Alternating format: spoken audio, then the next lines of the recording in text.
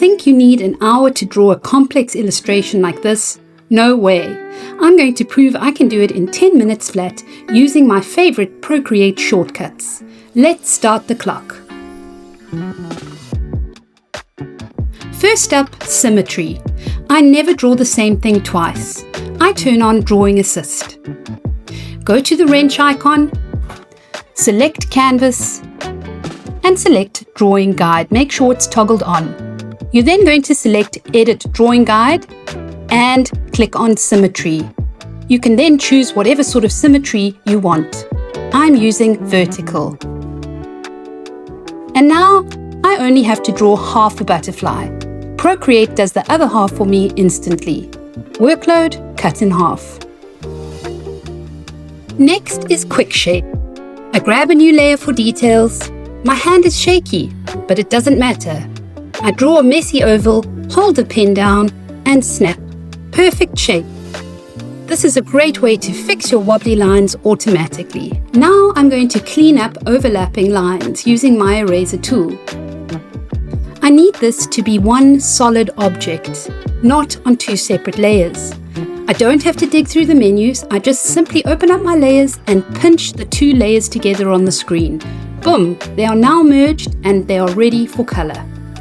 Speaking of color, I'm terrible at picking them from scratch, so I use Palette from Photo. I grab a picture of a real butterfly, hit Create Palette, and Procreate steals nature's color scheme for me instantly. Now for the most important button in Procreate, Reference Layer. I tap my line art layer and set it to reference. This tells Procreate to respect these lines even when I'm coloring on a completely different layer. I'm then going to create a new layer above my line art. And now watch, I can color drop straight onto this empty layer and it stays inside the lines from above. If you have any white gaps, just slide your finger right to fill the threshold perfectly. Now to add texture without ruining it, I use Alpha Lock. Swipe right with two fingers on the color layer. See that checkerboard pattern? That means the pixels are locked. Now you can choose your color, choose a different brush, and paint as wildly as you want. It's physically impossible to paint outside of the butterfly shape. Shading made easy. I start coloring my butterfly by laying down blocks of color using my watercolor brush. I'm not worried about it being neat or clean or perfect. I'm just putting colors down so that I get a general idea of what the final colors of the butterfly will look like. It looks a bit blocky right now, but if you hang on a bit, I'll show you how I blend color and maintain that lovely watercolor texture effect.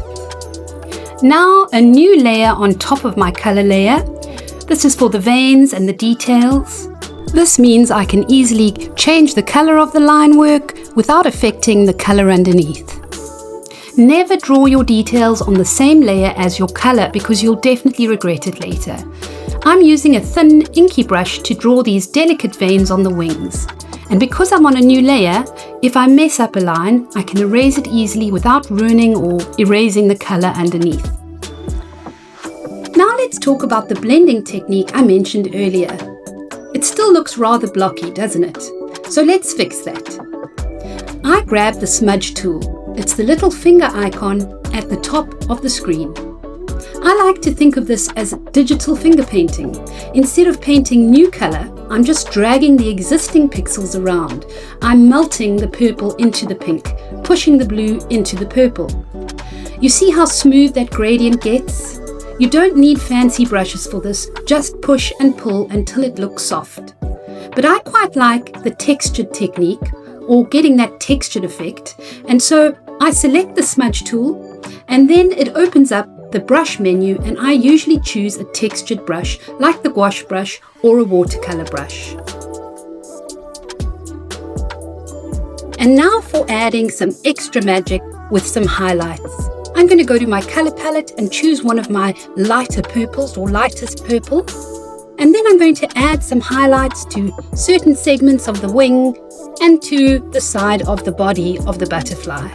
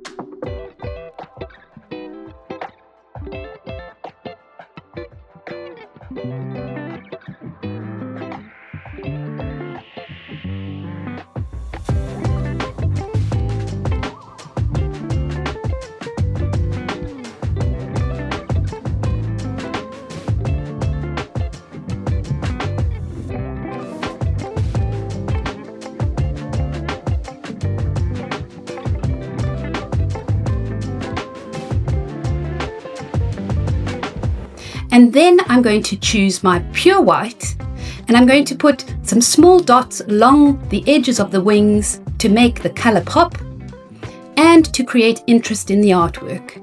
And you'll see it finally wakes the drawing up.